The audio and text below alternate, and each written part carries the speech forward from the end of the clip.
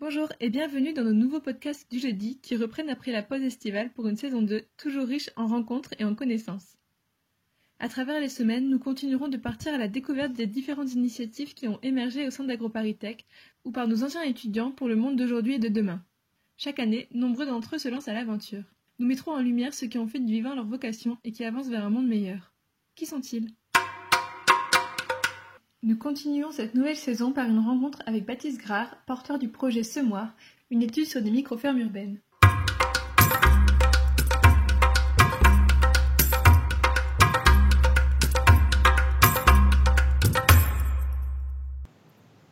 Bonjour Baptiste. Bonjour Zélie. On va rentrer un peu directement dans le vif du sujet parce que c'est un vaste sujet. Tu fais partie et tu travailles du programme Semoir. Qu'est-ce que c'est ?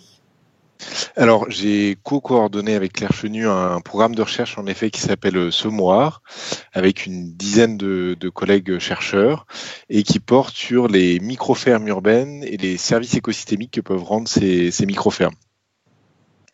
Et du coup, qu'est-ce qu'une micro-ferme urbaine pour ceux qui ne le sauraient pas ? Alors, une micro-ferme urbaine, en fait, c'est un objet, on va dire, scientifique relativement récent qui nous permet de catégoriser un petit peu c'est une des catégories parmi les nombreuses formes d'agriculture urbaine. Et la manière dont on a défini, nous, les micro-fermes urbaines, c'est d'abord justement par rapport à ce terme micro qui se réfère au fait que c'est des fermes qui sont sur petite surface avec moins d'1,5 hectare par équivalent temps plein. Par ailleurs, la production alimentaire n'est pas forcément l'objectif principal de ces fermes. Elles mettent sur le marché tout ou partie de leurs denrées alimentaires. Elles ont souvent des structures qui sont de type associative. Et, c'est un point important, il y a une implication importante de bénévoles et qui fait partie intégrante, on va dire, de leur modèle et de leur modèle économique. Donc voilà, les micro-fermes, on les a définies comme ça, autour de ces 5 points. Après, c'est une définition qui va sans doute évoluer dans le temps parce que c'est des objets nouveaux qui sont très divers. Mais pour l'instant, on part de cette définition, à savoir petite surface, pas forcément pour seul objectif ou pour objectif principal la production alimentaire, et puis cette diversité d'activités qu'elle présente. Et du coup, contrairement aux fermes traditionnelles, quels sont les services qu'elles fournissent ? Après, j'ai toujours du mal à dire contrairement aux fermes traditionnelles parce que les fermes traditionnelles recouvrent aussi une diversité très importante, mais on va dire que leur particularité, leur singularité, c'est cette diversité d'activités et le fait que la production alimentaire va pas forcément être ce qui va les faire vivre. C'est-à-dire que très souvent, elles vivent d'activités pédagogiques, d'activités autour de fonctions sociales, pédagogiques ou autres. Donc, c'est pas forcément cette fonction de production alimentaire qui va dominer, qui va être le plus important dans leur modèle économique et dans leur modèle économique. Avec ce projet, vous suivez donc 6 fermes urbaines. Tout à fait. Alors l'objectif en fait du projet Semoir, c'était d'évaluer ce qu'on appelle les services écosystémiques qui sont rendus par des micro-fermes et leur sol. On y reviendra, mais c'est vraiment important cette composante aussi du sol. Alors, les services écosystémiques, ça correspond aux bénéfices que les humains retirent de l'écosystème. Et donc, nous, ce qu'on a voulu faire, c'est voir qu'est-ce qu'on pouvait attendre justement de ces micro-fermes. Et pour ça, on a étudié 6 sites qui sont situés à Paris et dans sa petite couronne. Donc, c'est 6 micro-fermes qui existent pour la plupart depuis plus de 2, 3, voire même 10 ans. Donc, c'est des sites qui ont des niveaux d'ancienneté relativement divers et qui sont actuellement implantés aussi bien dans Paris Intramuros que dans sa petite couronne. Et chaque micro-ferme que vous étudiez se différencie ? Alors, dans le cadre du projet, on a donc suivi 6 sites. Donc, il y en a 2 qui sont en toiture, avec un sol qui est construit, qui est un sol rapporté.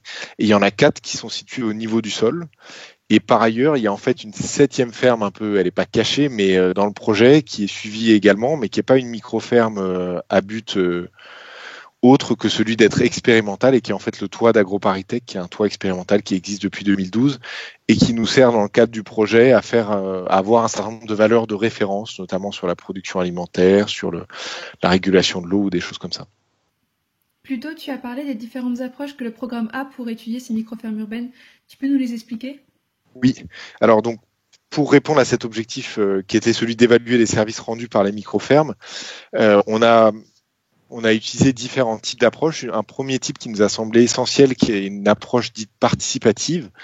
Donc l'idée, ça a été d'impliquer directement les porteurs de projets, donc les agriculteurs urbains, les gens qui s'occupaient des micro-fermes qu'on suivait, dans les mesures, dans ce qu'on va relever directement pour que un certain nombre de ces mesures soient faites par eux.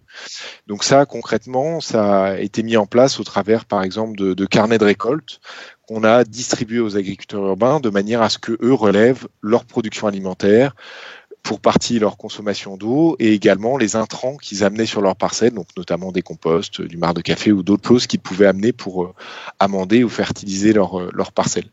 Et ça, c'est un point qui est essentiel déjà parce que ça nous donne accès à des données auxquelles on n'aurait pas eu accès autrement, à des niveaux de détail sur ces données qui seraient pas accessibles autrement.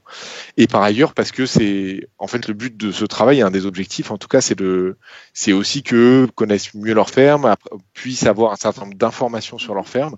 Et donc, le fait d'avoir comme ça une approche participative, ça a été vraiment un volet important aussi pour la relation qu'on a eue et qu'on a toujours avec eux. Deuxième type de méthode, ça a été bien sûr d'aller beaucoup sur le terrain, donc pour faire des relevés de terrain, donc aussi bien savoir qu'est-ce qui est cultivé en complément du carnet de récolte, s'entretenir avec eux, échanger sur différents points, faire des entretiens avec eux. Et puis, ça a été un peu le cœur du projet, faire des prélèvements de sol, des prélèvements de légumes, pour mieux connaître justement ces sites, les caractériser sur place et en laboratoire. Et donc, dernier type de méthode ou de mesure qu'on a pu réaliser, c'est justement ces mesures en laboratoire, principalement au niveau des sols, également au niveau des plantes, et aussi sur la biodiversité, parce que c'est une des questions auxquelles on s'est intéressé. Donc, savoir quelle faune, quelle flore on pouvait avoir sur les sites. Et on a fait un tout petit peu de modélisation, mais c'est sur un aspect plutôt de microclimat. Du coup, Somar, c'est un peu une grande équipe, autant de chercheurs que de participants, de bénévoles aussi, tu as parlé tout à l'heure. Tout à fait. On est donc, moi aujourd'hui je suis un peu le porte-voix, j'espère bien le faire, mais on est une équipe d'un peu plus d'une dizaine de chercheurs, de 5 laboratoires de recherche différents, avec différents instituts impliqués, et puis également les porteurs de projets qui sont une partie essentielle de ce projet. Donc sur les 6 fermes qu'on suit, en tout il y a 4 structures qui sont derrière cela, et puis à chaque fois il y a des différentes personnes, je ne vais pas toutes les citer, mais qui font vraiment partie de ce projet et qui ont été indispensables bien sûr à son déroulement. Et avec toutes ces approches, vous avez pu déceler les bénéfices de ces micro-fermes. Alors tout à fait, donc on s'est intéressé dans le cadre du projet à 4 types de services. Le service de production alimentaire, bien sûr, qui est souvent le premier qu'on voit, mais qui n'est pas forcément le plus important. Celui ensuite de support de biodiversité, pour voir en quoi ces fermes jouent un rôle peuvent jouer un rôle du point de vue de la biodiversité. Ensuite, un service dit des services culturels. Donc ça, c'est tout ce qui va être accueil du public, perception du public par rapport à la micro-ferme, par rapport au paysage créé. Et également des services dits de régulation. Donc on va revenir dessus, mais qui concerne notamment le fait qu'elles réutilisent des résidus urbains, qu'elles vont retenir de l'eau, etc. Donc 4 grands types de services. Et si on commence par exemple le service de biodiversité, donc de support de biodiversité, on s'est intéressé en fait à différentes catégories d'organismes qui vont des micro-organismes, donc des bactéries, des champignons, jusqu'aux macro-organismes, les cloportes, les vers de terre, etc. Et pour s'intéresser à ces organismes, on a mis en place sur les sites différents pièges, on a fait des prélèvements et ensuite on a analysé ça un petit peu sur le terrain et beaucoup en laboratoire pour voir qu'est-ce qui ressortait. Et pour citer quelques grands résultats, on va dire le premier qu'on a eu, ça a été qu'il y a une variabilité très importante sur ces sites, à la fois entre les micro-fermes et également au sein des micro-fermes. C'est-à-dire qu'on voit vraiment des réponses en termes de diversité d'espèces, de type d'espèces qu'on va retrouver très différentes selon les sites. Et ensuite, l'autre grand résultat qu'on a pu avoir pour le moment, c'est qu'on voit une différence assez forte entre les sites qui sont au niveau du sol, dans ce qu'on pourrait appeler de la pleine terre, et des sites en toiture. Donc sur ces sites au niveau du sol, on va retrouver davantage de macrofaune, donc ces fameux cloportes, vers de terre, etc. Également plus de plantes spontanées, c'est-à-dire des plantes qui vont pas être cultivées ou plantées par les porteurs de projets, alors qu'en toiture, on va retrouver plus de micro-organismes et de collemboles. Donc on voit déjà des différenciations comme ça qui peuvent se faire selon les espèces qu'on regarde et selon les catégories surtout qu'on peut regarder. Et ce qu'on a pu voir sur ce service, c'est un lien fort avec ce qu'on appelle la matière organique. C'est un point important parce que justement, on l'a dit au début, mais ces sols, ils sont construits. notamment pour les sites en toiture, ils sont très souvent très riches en matière organique et on voit que cette richesse en matière organique liée à des matériaux comme le compost par exemple va avoir un impact assez fort sur la biodiversité qu'on va pouvoir retrouver. Et puis sur ce service, peut-être tout dernier point qui est souvent un peu la marotte des chercheurs, mais qui est une réalité, c'est qu'en fait, au final, on s'aperçoit qu'on connaît quand même pas tant que ça ces sites-là. Et donc, il y a une nécessité d'aller plus loin dans les recherches qu'on mène. Et une des choses qu'on met en avant, c'est une nécessité de mettre en place plus de recherches participatives où des mesures vont être faites au niveau de la biodiversité directement par les agriculteurs urbains, les bénévoles ou les gens qui vont fréquenter ces sites. Et aujourd'hui, il existe un certain nombre de programmes de recherche participative qui permettent de faire ça. Et c'est une des choses qu'on voit comme la continuité possible d'un projet comme Semoir, c'est que plus de mesures soient réalisées pour permettre d'avoir des référentiels encore plus nourris sur ces questions-là. Sur cette notion de service écosystémique, c'est un concept qui est un concept beaucoup scientifique, on va dire, pour classer les bénéfices qu'on peut retirer de l'environnement. Et c'est une autre manière, c'est un concept qui est très anthropocentré, mais c'est une autre manière de voir les relations, on va dire, homme-nature. On essaye de mettre un peu plus en avant et de catégoriser les bénéfices qu'on peut retirer de ce fonctionnement des écosystèmes. Et donc la classification nous qu'on en fait, donc ce qu'on appelle par exemple les services de régulation, ça vient pas de nous directement, ça vient de différentes classifications et notamment d'une qui a émergé en 2005 et qui s'appelle le Millennium Ecosystem Assessment et qui a catégorisé comme ça en différentes catégories. Alors pour revenir aux services de régulation, concrètement qu'est-ce que c'est ? Dans le cas des microfermes, le premier service de régulation qui est souvent revendiqué par ces fermes, c'est celui de valoriser les résidus urbains, c'est-à-dire que les fermes en fait valorisent un certain nombre de résidus de la ville qui peuvent venir directement du quartier, de la ferme, mais également de la ville. Et ce qu'on a vu, c'est que c'est dans le cadre du projet, en fait, on a étudié à la fois qu'est-ce qui pouvait être réutilisé et dans quelle quantité, et on a vu que déjà il y avait une diversité de résidus urbains de la ville qui peut être utilisée, qui est quand même relativement importante, et également une quantité de résidus urbains utilisés qui peut être non négligeable. Après, il faut garder, justement, raison garder. Il faut bien garder en tête le fait que tout ça, c'est à rapporter à la surface et le potentiel de développement de ces microfermes. On ne pourra pas mettre des microfermes partout. Aujourd'hui, elles sont relativement peu présentes. On peut envisager que demain, elles le soient plus. Mais en tout cas, sur ce service de régulation des résidus urbains, on voit qu'elles peuvent participer à la valorisation des résidus urbains et aussi rendre visible la valorisation de ce qu'on considère très souvent comme des déchets, mais qui sont au final des produits qui ont une valeur et qui peuvent être réutilisés. Donc ça, c'était le premier service de régulation. Je vais essayer d'être moins long pour les suivants, mais le deuxième service de régulation, c'est celui du stockage de carbone. Et en fait, c'est pas vraiment du stockage, mais c'est des stocks de carbone qui vont être présents dans ces sols. Et ce qu'on voit, et c'est de nouveau en lien avec cette caractéristique des sols, notamment en toiture, d'être très riches en matière organique, c'est qu'il y a des stocks de carbone qui sont non négligeables.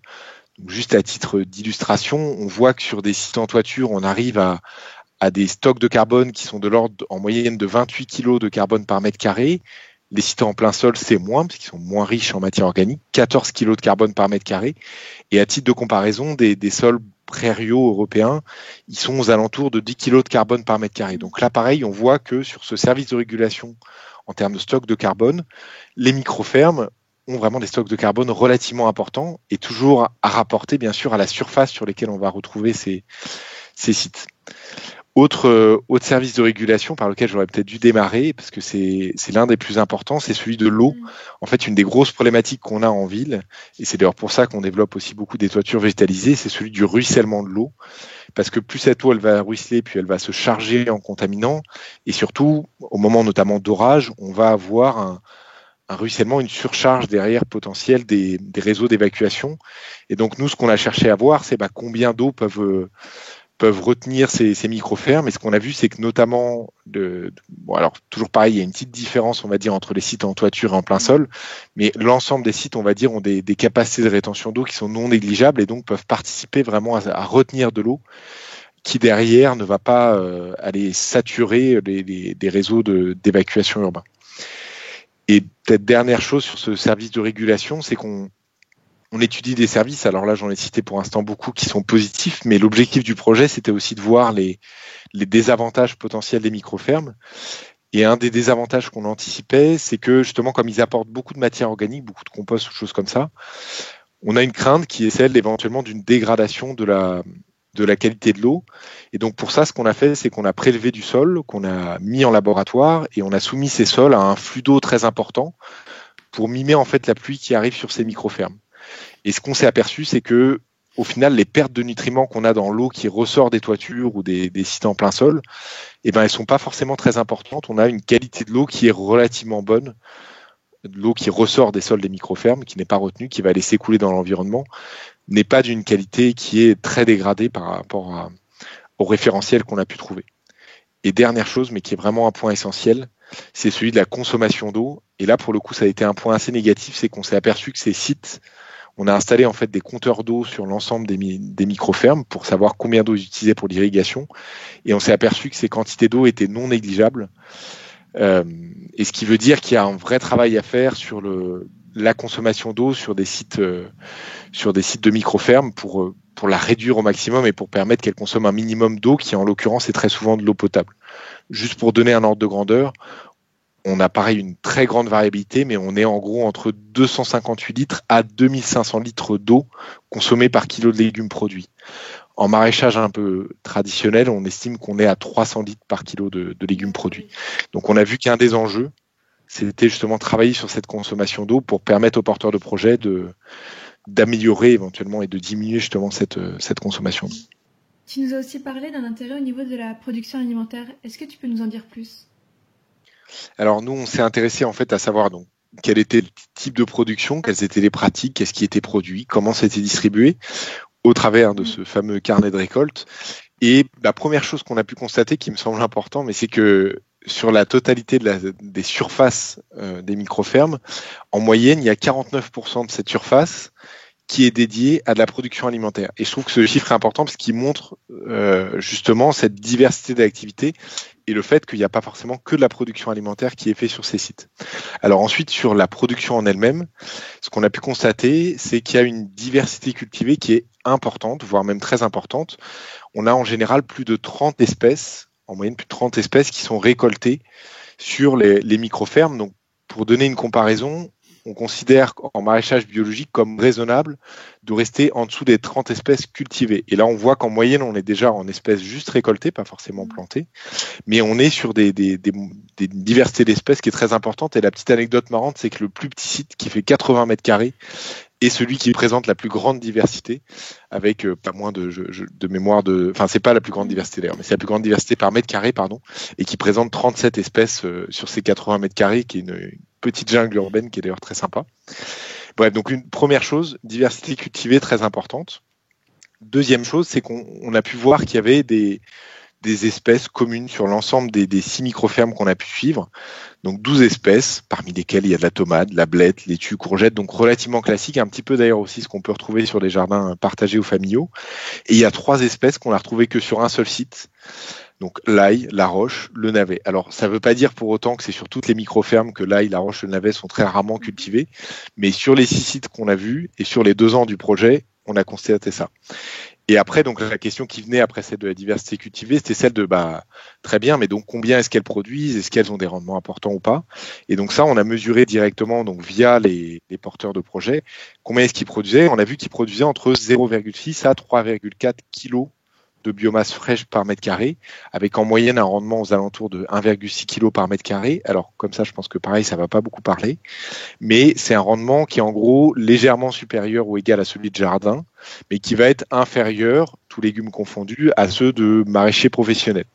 Ce qu'on voit par contre, c'est que sur certaines microfermes, quand on fait une comparaison par espèce, donc en regardant le rendement sur la courgette, le rendement sur la tomate, on voit qu'on arrive à des productions qui peuvent être équivalentes à celles de maraîchers professionnels. Donc en clair, on voit que les productions ne sont pas forcément négligeables.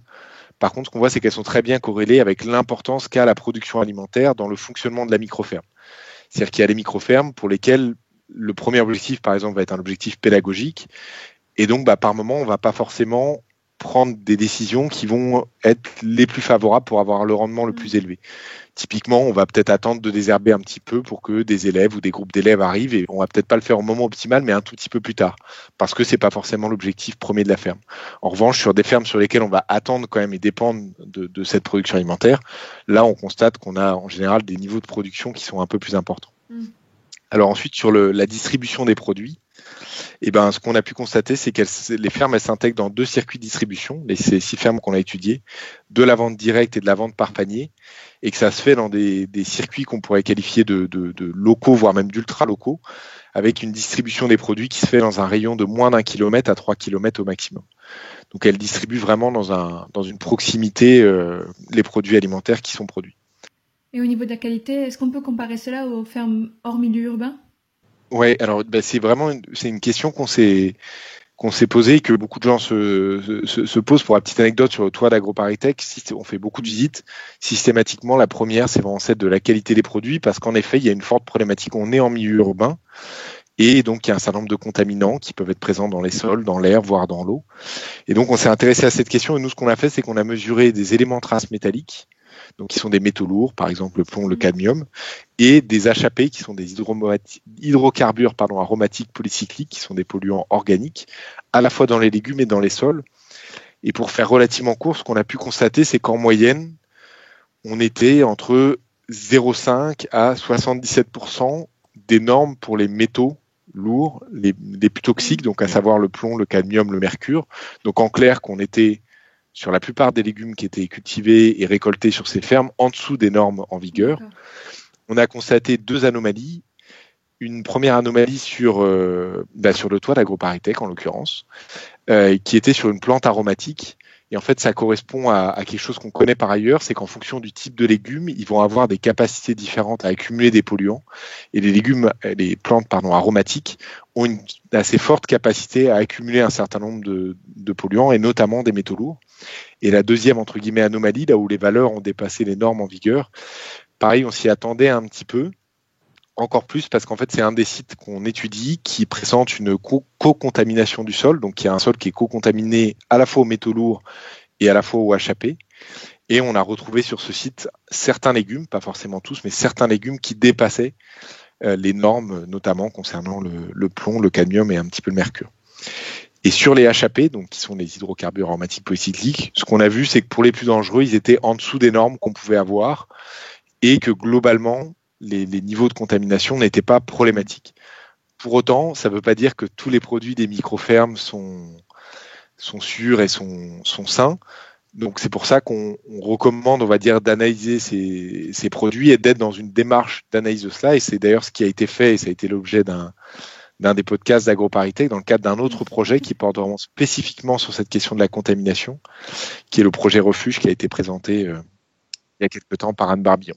Je t'avoue que du coup, en écoutant et tout, j'imagine que les gens ils vont avoir envie un peu de rencontrer les micro-fermes urbaines dont tu parles.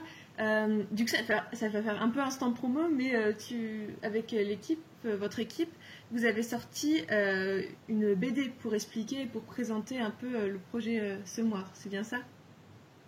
Oui, tout à fait. Une bande dessinée qui pour l'instant est accessible et sera accessible ailleurs, mais pour l'instant l'est sur le site The Conversation. Et l'idée de cette BD qui s'appelle Pourquoi des fermes en ville, c'est vraiment d'expliquer les grands résultats du projet de recherche Semoir, et puis de présenter un petit peu justement qu'est-ce que ça veut dire ce terme de micro-ferme, qu'est-ce que ça veut dire service écosystémique, et quels sont quelques grands résultats qu'on a pu avoir dans le projet. Le projet, en fait, il n'est pas totalement terminé, il sera totalement terminé à l'automne. Mais voilà, on a déjà voulu partager, vulgariser un petit peu ce qu'on avait fait pour aussi générer un peu d'échanges autour de ça. L'idée, c'est aussi d'engendrer des échanges sur les résultats, sur ce que ça peut susciter comme interprétation, etc. Donc la BD est une des retranscriptions de ça. Et on a... Bon, alors si on est dans l'instant promo, autant en profiter, mais on a aussi réalisé un webinaire fin juin qui va être disponible en ligne sur la chaîne YouTube d'AgroParisTech. Donc où là, vous pourrez retrouver, il n'y aura pas que ma voix, donc ça peut aussi être sympa, avec l'ensemble des membres de l'équipe, la présentation des grands résultats et de ce qu'on a pu faire dans le cadre du projet. Et puis par ailleurs, à l'automne, il y aura les rapports du projet et puis également des articles qu'on va publier sur le projet qui seront disponibles. Une fois de plus, on en revient à la mission de la science aussi, mais c'est de faire progresser la connaissance sur un certain nombre de thématiques. Et là, l'idée, c'est bien de partager ce qu'on a pu faire sur cette thématique. Eh bien, on a hâte de pouvoir lire ça et de voir les résultats en termes encore plus précis. Tes explications, ils l'étaient totalement d'ailleurs, et j'espère que ceux qui écouteront ce podcast les comprendront autant que moi. Merci beaucoup pour ton intervention, Baptiste, et merci d'être venu dans ce podcast du jeudi.